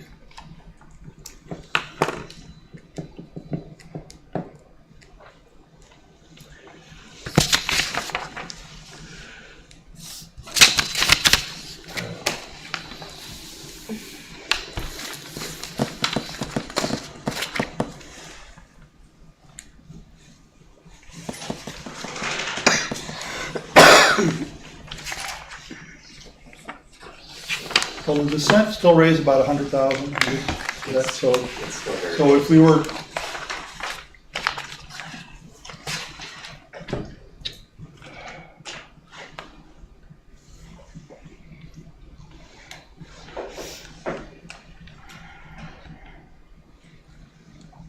we could ask the staff, but it's a painful thing to do, but what would you have to recommend, very reluctantly, I'm sure, if we had to cut 300,000 and then maybe another number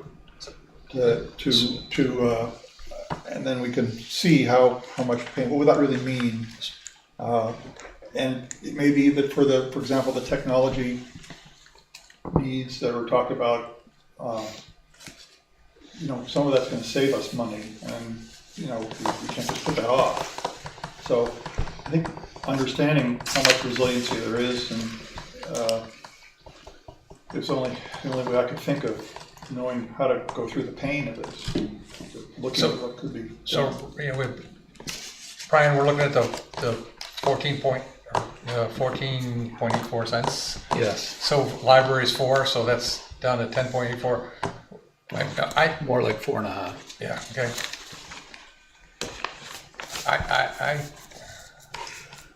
I think it has to be under 10 cents. I really think it has to be. It equates to about 10%. It has to be under that. I mean,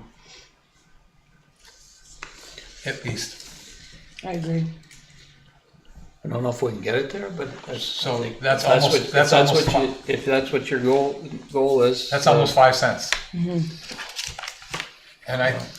And I'm choking on that. So that's 500,000. Yes, I know.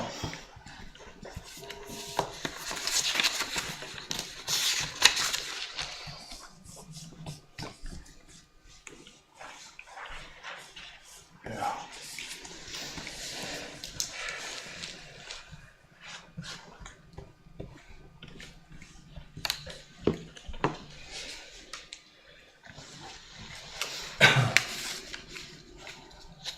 So,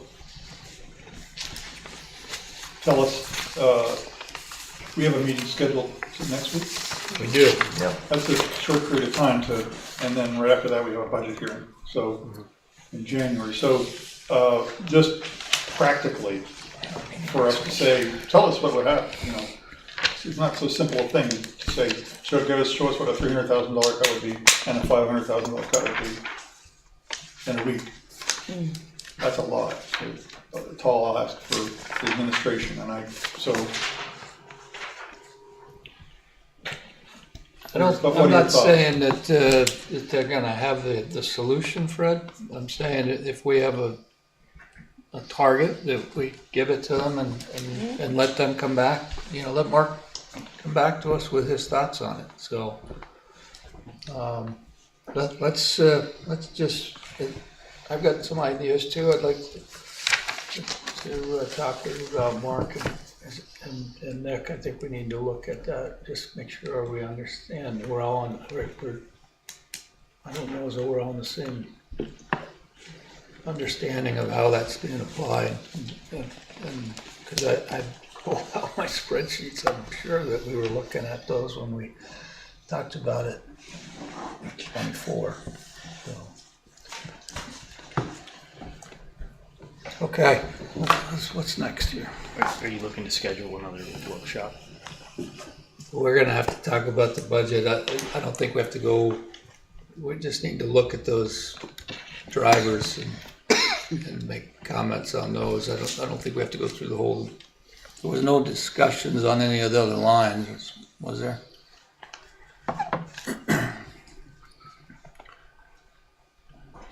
Well,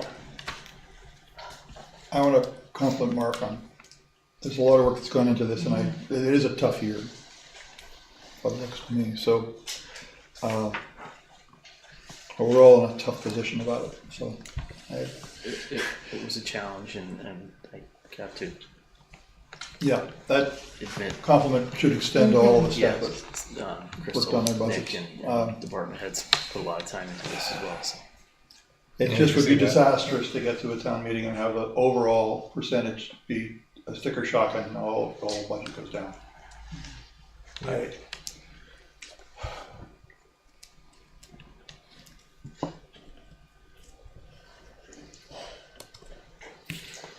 Okay, we need to warn our public hearing for the proposed budget. And move to warn a public hearing to take place on the draft FY 2027 general fund budget during the select board's regular meeting on Tuesday, January 13th, 2026. Second. Moved and seconded, all in favor, signify by saying aye. Aye. Very enthusiastic this evening about budget. Any opposed? Mark that date, it's a critical one. Okay, select board member concern, besides budget, Fred. Besides budget? No. Dan? Only budget. Megan? Any other concerns? Nope. I got love you. Andy? We had a good charter committee meeting earlier today. We did. Yeah. The two of you And Fred. and Fred. Yeah. Yeah. I just want to clarify, you're going to work on some type of breakout for the library. So thank you. Okay, we needed an executive session this evening. Thanks, everybody. Sorry to get a chance to talk. We were waiting for some of you to talk.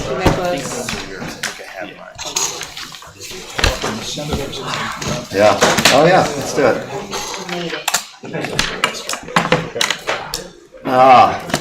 I move to find that premature general public knowledge regarding the negotiation of a labor relation agreement would clearly place the town at substantial disadvantage because the discussion will divulge the town's position on the agreement provisions to be negotiated. I further move to enter into executive session with the inclusion of the town manager, assistant town manager, public works director of operations, and director of administration to discuss the labor relations agreement as allowed under Title I, Section 313A1. Hey, Second.